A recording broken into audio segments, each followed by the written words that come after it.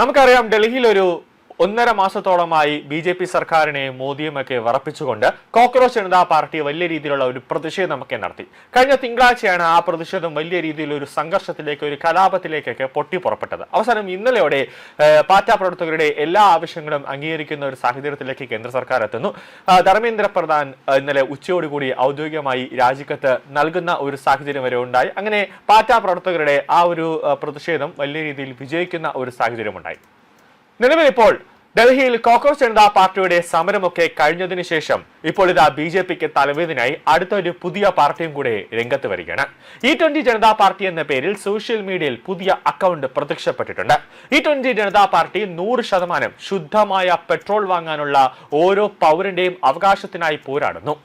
ഉപഭോക്താക്കൾ അവരുടെ ഇന്ധന ടാങ്കുകളിലേക്ക് എന്ത് പോകണമെന്ന് തീരുമാനിക്കട്ടെ എന്നാണ് എക്സ് അക്കൗണ്ടിന്റെ ബയോയിൽ പറയുന്നത്.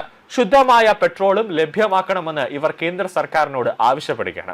എന്നാൽ രാജ്യത്ത് ഉപയോഗിക്കുന്ന E20 പെട്രോൾ, അതായത് 20% എത്തനോൾ ചേർത്ത പെട്രോളാണ് ഇപ്പോൾ വാഹനങ്ങളിലായിട്ട് ഉപയോഗിക്കുന്നത്. പൂർണ്ണമായും സുരക്ഷിതവും പരിസ്ഥിതി സൗഹൃദവുമായ ഇന്ധനമാണെന്നാണ് കേന്ദ്ര സർക്കാർ പറയുന്നത്.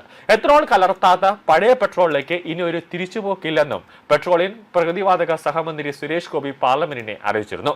അതേസമയം 20%-ൽ കൂടുതൽ എത്തനോൾ അത് പെട്രോളിൽ കലർത്താൻ ഇപ്പോൾ തീരുമാനിച്ചിട്ടില്ലെന്നും അദ്ദേഹം കൂട്ടിച്ചേർക്കുകയാണ്. E20 പെട്രോൾ ഉപയോഗിക്കുന്നത് വാഹനങ്ങളുടെ എഞ്ചിൻ തകരാറിലാക്കുമെന്നും മൈലേജ് ഗണ്യമായി കുറയ്ക്കുമെന്നും സമൂഹ മാധ്യമങ്ങളിൽ വ്യാപകമായ പ്രചാരണങ്ങളും ഉണ്ടായിരുന്നു.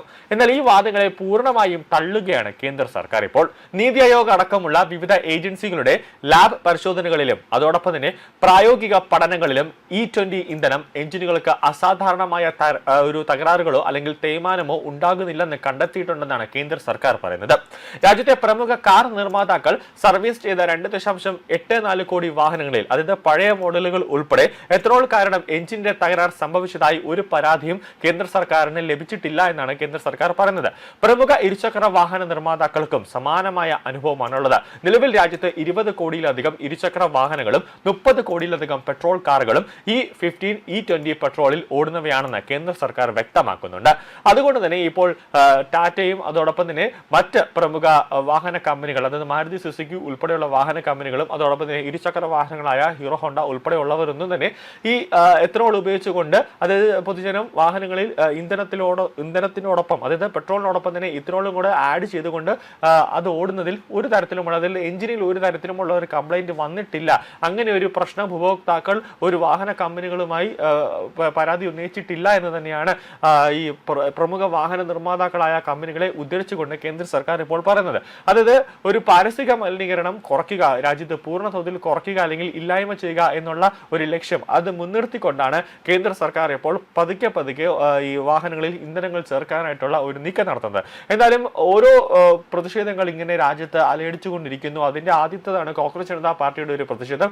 അവർ അത് പൂർണ്ണമായി അതിൽ വിജയം നേടുന്ന ഒരു സാഹചര്യമുണ്ടായി. അതിനുശേഷമാണ് E20 ജനതാ പാർട്ടി എന്ന് പറഞ്ഞുകൊണ്ട് ഈ വാഹനങ്ങളിൽ എത്തനോൾ ഉപയോഗിക്കുന്നത് വലിയ രീതിയിലുള്ള ഒരു പ്രശ്നം ഉണ്ടാക്കും എന്നൊക്കെ പറഞ്ഞുകൊണ്ട് ഇപ്പോൾ അടുത്തൊരു പ്രതിഷേധത്തിനുള്ള ഒരു നീക്കം ഇപ്പോൾ സോഷ്യൽ മീഡിയയിലേക്ക് നടക്കുന്നത്. അങ്ങനെ വലിയ രീതിയിലുള്ള ഒരു ക്യാമ്പയിൻ ഇപ്പോൾ സോഷ്യൽ മീഡിയയിൽ കൊടുമ്പിരി കൊണ്ട് നിൽക്കുന്നു എന്നതാണ് ഏറ്റവും പ്രധാനം. അപ്പോൾ കേന്ദ്ര സർക്കാരിന്റെ ഓരോ പദ്ധതിക്കും എതിരെയും ഇങ്ങനെ വലിയ രീതിയിലുള്ള ഒരു പ്രതിഷേധം വരുന്നുണ്ട് എന്നതാണ് ഇപ്പോൾ നിലവിൽ ലഭിക്കുന്ന സൂചനകൾ.